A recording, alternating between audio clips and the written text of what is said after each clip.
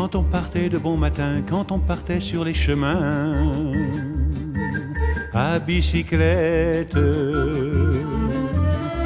Nous étions quelques bons copains, il y avait Fernand, il y avait Firmin, il y avait Francis et Sébastien, et puis Paulette. On était tous amoureux d'elle, on se sentait pousser les ailes à bicyclette. Bonjour à tous, je suis ravie de vous retrouver pour un nouveau numéro de votre JT. Comme vous pouvez le voir, je suis sur mon vélo.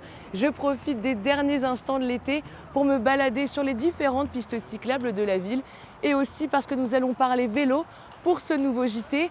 Tout de suite, le sommaire. Nous commençons ce JT avec la rentrée des classes qui a eu lieu le jeudi 2 septembre. Nous avons suivi le maire et son adjoint à l'éducation Damien Metzler à l'école Exelmans pour en savoir un peu plus sur les nouveautés de cette rentrée 2021. Puis nous parlerons vélo. La ville de Vélizy compte de nombreuses pistes cyclables. Notre journaliste Aurore Gorlier a suivi Frédéric, un Vélizien et passionné de vélo. Puis vous n'aurez plus aucune excuse pour ne pas en faire car un magasin a ouvert ses portes ce lundi dans le quartier du Mail, Stéphane Bike, qui vend, répare et loue des vélos. Enfin, le Centre d'art de Londe lance sa programmation le 10 septembre prochain. En attendant, on s'est glissé à Londe pour en savoir un peu plus sur cette nouvelle saison culturelle. Nous sommes le jeudi 2 septembre et c'est la rentrée des classes. Après 2 mois de vacances, les élèves retournent en cours. Nous sommes actuellement devant l'école Exelmans où va se dérouler la visite du maire, accompagné de son élu à l'éducation Damien Metzler. Protocole sanitaire, nouvelles activités, nouvelle réorganisation des cours. C'est ce que nous allons découvrir tout de suite.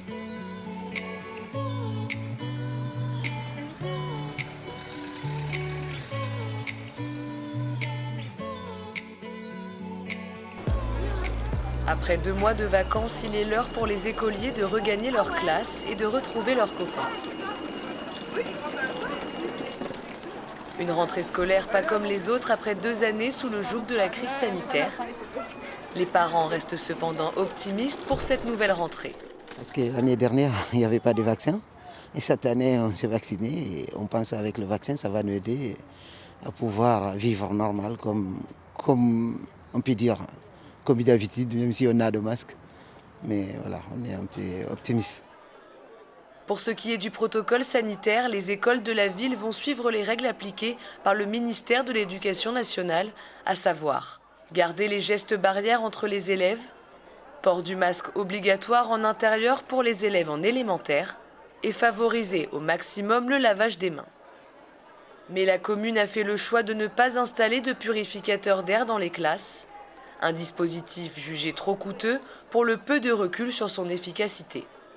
Mais la grande nouveauté de cette rentrée pour les écoles véliziennes est le retour à la semaine de 4 jours et demi pour favoriser l'étape, les temps d'activité périscolaire. Intégrés dans les écoles de la ville depuis maintenant 25 ans, leur forme change pour offrir aux élèves des activités de sport et de loisirs plus complètes. Ainsi, dès la rentrée, les élèves auront 1h30 d'activité sur 2 jours, au lieu des 1h15 sur 4 jours autrefois appliqués. L'objectif est de permettre aux équipes périscolaires de dispenser des activités plus qualitatives et de même nature pour toutes les écoles. L'étape, les temps d'activité périscolaire, ça a 2 vocations.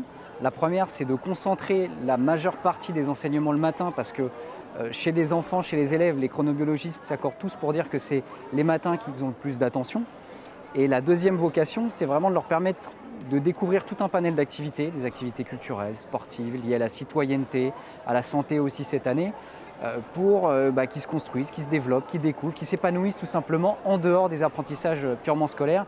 Et tout ça, c'est mis en place par la ville et en plus de ça, c'est fait de manière gratuite pour les familles. Autre nouveauté, cette fois-ci technologique. Après l'expérimentation à l'école Mozart des écrans numériques interactifs, dits ENI, un support qui permet aux enseignants comme aux élèves de bénéficier d'un matériel d'apprentissage plus ludique. 11 ENI ont été installés pour cette nouvelle rentrée dans les différentes écoles de la ville. Beaucoup de changements pour les élèves et les équipes éducatives, en espérant qu'aucune restriction sanitaire supplémentaire ne vienne perturber cette nouvelle année scolaire. Bonne rentrée à tous! La pratique du vélo connaît une effervescence depuis de nombreuses années. Nous avons suivi Frédéric, vélisien et passionné de vélo sur les pistes cyclables de la ville.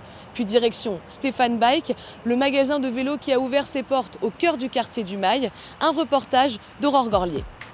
Je suis conducteur de tram, j'ai toujours habité Vélizy et je vois Vélizy se transformer partout en Ile-de-France. Dans toutes les grandes villes, il y a de plus en plus de circulation en voiture.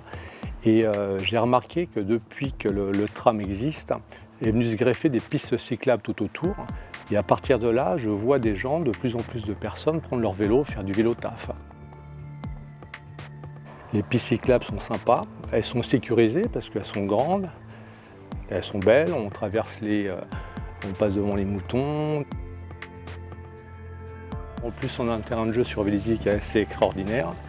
On a les bois qui vont jusqu'à Chevreuse. On a la piste cyclable le long du tramway qui fait à peu près une quinzaine de kilomètres, qui relie de Vélizy à Châtillon. Et nous avons aussi la Cour Rolland, avec le domaine de la Cour Rolland, la base aérienne, qui fait un tour d'à peu près 8 km pour ceux qui veulent faire de la route et s'entraîner. Même avec votre famille, vous pouvez aller vous balader un peu partout. Donc faites du vélo, vous verrez, ça fait du bien au moral et au physique. Chaîne de production de vélos pédalant dans la choucroute. Demande mondiale exponentielle, le vélo est devenu une ressource en voie de disparition. Très attendu par les Vélysiens, dépourvus de vélocistes depuis plus d'une vingtaine d'années, la boutique Stéphane Bike, arrivée sur la place du Mail depuis lundi dernier, va faire des heureux. Une petite boutique proche de nos clients, aujourd'hui, il n'y en avait pas. Donc c'est vrai que c'est une petite boutique un peu spécifique. C'est très spécial, très confiné, mais au moins on est proche de nos clients. Voilà, on a essayé de reproduire un petit peu ce qu'on avait retrouvé il y a plus de 20 ans dans la petite boutique chez Gitane. Globalement, c'est ça. C'était maintenant qu'il fallait le faire et ça me tenait trop à cœur de venir sur Vélizy. Ça s'est fait. Et du coup, vous faites vente de vélo, entretien Alors on fait vente de vélo, réparation et location. Stéphane Bike, c'est une boutique physique et une boutique de e-commerce. Voilà, on a voulu développer un peu ce système-là. Le e-commerce, parce qu'aujourd'hui, on travaille quand même avec beaucoup de petites pièces, de spécificités, et on attrait aussi beaucoup de gens de l'étranger. On fait de la reprise, on revend, et on vend aussi sur le site de la pièce d'occasion, c'est-à-dire du recyclé. D'accord ? Donc ça soit aussi bien de la fourche, de l'amortisseur, d'une petite vis, d'une plaquette de frein, d'un ressort, enfin voilà, tout ce qui tourne autour du vélo. Showroom, salle de stockage et atelier de réparation, Stéphane Guérin vous prodigue ses conseils tant sur les pièces, les postures ou votre vélo idéal. On voit combien de barres, s'il vous plaît? On est à 3 barres. 3 barres pile. Ouais, D'accord. 3 barres à 3 barres 5. D'accord, ok, ça marche. Si on est en dessous, Oui, c'est comme ça que je crève, c'est ça, vous m'avez dit. Donc entre 3 et 3,5 alors. Ouais. Ok. On est bon. Les freins, tout est bon. Voilà. Et puis la roue arrière est pareil. Ok, allez.